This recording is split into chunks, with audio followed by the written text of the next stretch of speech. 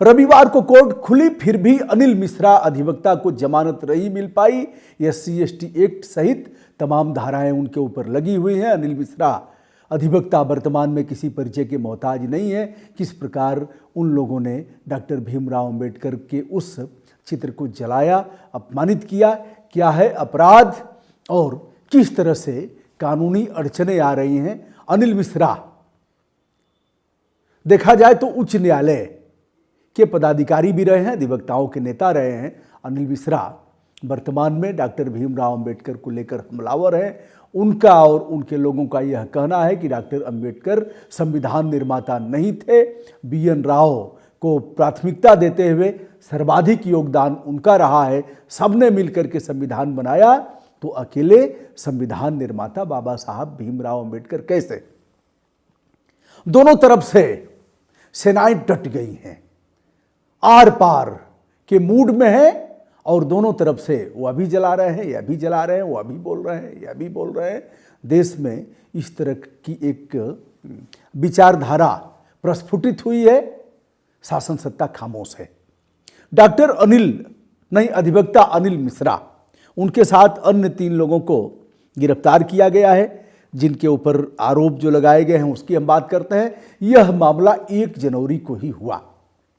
1 जनवरी को 2026 को लोग खुशियां मना रहे थे। ऐसे में जिला मजिस्ट्रेट का बताया जाता है कि उनके आदेश जो निषेधाज्ञा लागू थी उसका उल्लंघन करते हुए जुलूस निकाला गया और डॉक्टर भीमराव अंबेडकर के चित्र को आग लगाई गई। किस तरह का अपराध है चित्र को आग लगाना, और फिर SC/ST एक्ट कैसे लग गया? हम किसी महापुरुष का अपमान करेंगे तो उस पर कैसी धाराएं हैं, और फिर इस मामले में SC/ST एक्ट कैसे लग गया? क्या यह जानबूझकर अपमान किया गया है तो किस तरह की धाराएं लगेंगी, कैसा अपराध है? फिलहाल हम आपको 1 जनवरी के दिन ले चलते हैं, जब ऐसी घटना हुई तो क्राइम ब्रांच ग्वालियर ने एक अपराध दर्ज किया, जिसका नंबर है 0001/2026, यानी 2026 का यह पहला अपराध क्राइम ब्रांच द्वारा दर्ज किया जाता है। BNS की धाराएं लगाई जाती हैं, भारतीय न्याय संहिता, जिसमें जो धाराएं हैं। अब संडे को कोर्ट क्यों खुला?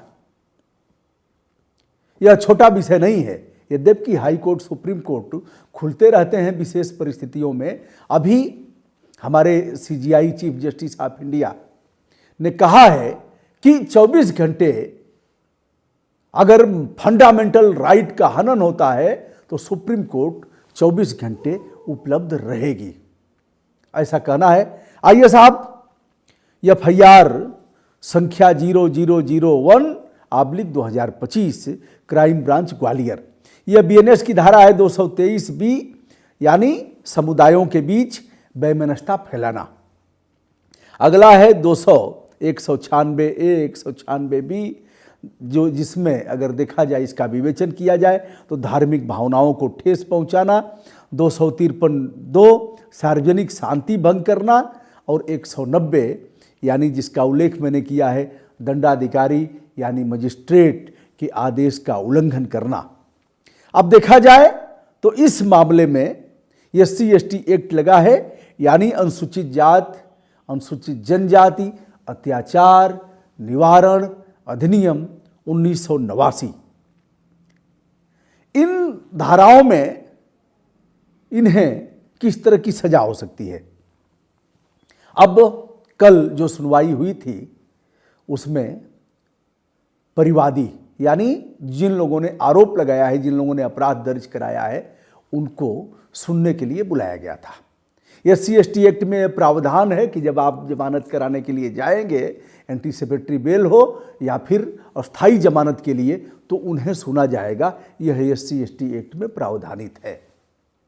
लेकिन जिन लोगों ने अपराध दर्ज कराया है वह लोग वहां नहीं पहुंचे। आज संडे को विवेचक से समस्त अभिलेख के साथ प्रस्तुत होने के लिए कहा गया था, लेकिन आज भी सुनवाई होने के बाद यदि देखा जाए तो बड़े चर्चित जज साहबान लोग हैं, और उन लोगों ने आज भी जमानत नहीं दिया। अब कल यानी सोमवार को इस मामले में पुनः सुनवाई होनी है। यह लोग ग्वालियर सेंट्रल जेल में बंद हैं और जिला न्यायालय ने गुरुवार को इनकी जमानत निरस्त करके जेल भेज दिया था। उच्च न्यायालय क्या करेगा? अब इनके साथ जो लोग हैं, मोहित शर्मा है, आशुतोष दुबे है, ध्यानेंद्र शर्मा है, कुलदीप कोकरिया हैं। अनिल मिश्रा की तबीयत कुछ नासाज है, उन्हें जेल के हॉस्पिटल में रखा गया है, लेकिन शेष लोगों को जेल में ही रखा गया है। एक आरोप यह भी है कि उसको जो अपराध दर्ज कराया गया है, सत्यता क्या है मैं इसे नहीं जानता, लेकिन यह भी आरोप है कि जलाया ही नहीं, पैरों के तले रौंदा भी गया। अब यह काम दोनों तरफ से, कभी मानस पर टिप्पणी, कभी तुलसीदास पर टिप्पणी, कभी मनुस्मृति पर टिप्पणी, कभी इधर के महापुरुषों का अपमान करना, कलंकित करना, और फिर अब अंबेडकर सहित अन्य महापुरुषों का अपमान इधर से भी करना। राष्ट्र की सेहत के लिए ठीक नहीं है, लेकिन आग लगाने में हमारे नेताओं को भी कम दोषी नहीं ठहराया जा सकता, जो समय समय पर आग लगाते हैं पिन मार करके। अब वो हमें पेट्रोमैक्स का अगर जिन लोगों ने देखा होगा, ऐसे पिन मारने पर भभक जाता है, तो ऐसा किया जाता है। धार्मिक भावनाओं को जो ठेस पहुंचाने का है, और SC/ST एक्ट के मामले में यदि सज़ा को देखा जाए तो सज़ा इसमें 6 महीने न्यूनतम और 5 वर्ष तक सज़ा व जुर्माना दोनों होगा। यह गैर जमानती वारंट है, गैर जमानती अपराध है। इस मामले में हम आगे यदि बढ़ करके कुछ बताएं तो SC/ST एक्ट के मामले में जो केंद्र सरकार ने अध्यादेश ले आकर के जो लागू कराया, सुप्रीम कोर्ट ऑफ इंडिया ने कुछ मामलों में संशोधन किया था, कुछ राहत भी दिया था कि यदि जाति सूचक शब्दों का प्रयोग किया जाता है तो जांच करके 1 सप्ताह के अंदर अपराध दर्ज किया जाएगा। लेकिन हमारे प्रधानमंत्री जी और इनकी गवर्नमेंट ने 2018 में अध्यादेश ले आकर के उसे समाप्त कर दिया, जबकि सुप्रीम कोर्ट में केंद्र सरकार ने SLP यानी विशेष अनुमति याचिका दाखिल किया था। केंद्र सरकार के इस याचिका को सुप्रीम कोर्ट ने सुनवाई के लिए स्वीकार भी कर लिया था। सुनवाई चल भी रही थी, तब तक अध्यादेश ले आकर के उसमें और भी कई ऐसे संशोधन कर दिए गए जिसमें अपराध दर्ज होने के साथ ही गिरफ्तारी और एंटीसिपेटरी बेल भी निचली अदालत से नहीं मिलती है, हाई कोर्ट जाना पड़ता है।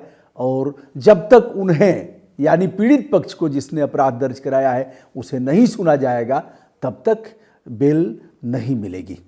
दोस्तों, इंटेंशन क्या है यह भी देखा जाता है, तो अब कोर्ट तय करेगा कि इस मामले में इंटेंशन क्या है इन लोगों का, जिन अनिल मिश्रा एंड उनके सहयोगियों का, यह भी कोर्ट देखेगा। अब देखना यह है कि सोमवार को क्या अधिवक्ता अनिल मिश्रा को ग्वालियर उच्च न्यायालय की खंडपीठ जमानत देती है या फिर जमानत निरस्त करती है।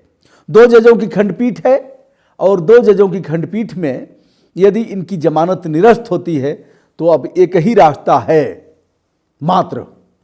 यह जो जज साहब हैं जस्टिस GS अहलुवालिया और दूसरे हैं आशीष श्रोती, अगर इनकी जमानत निरस्त होती है तो अब एकमात्र रास्ता सुप्रीम कोर्ट का है, जहां दरवाजा खटखटाएंगे। लेकिन हमें नहीं लग रहा है कि यह लोग इस बात से मुकरेंगे, क्योंकि सीना ठोंक करके कह रहे हैं कि हमने किया है, ऐसा बताया जाता है, पहले भी कहा है और संभवतः आज भी उस पर कायम है। ऐसे में यदि स्वीकार नहीं करते हैं तो हाई कोर्ट इनकी जमानत याचिका को अस्वीकार करेगा, फिर जाएंगे सुप्रीम कोर्ट। यद्यपि मध्य प्रदेश, राजस्थान और उत्तर प्रदेश के कुछ इलाकों में हलचल मची है और इसे लेकर के लोग अपने अपने ढंग से चर्चा कर रहे हैं।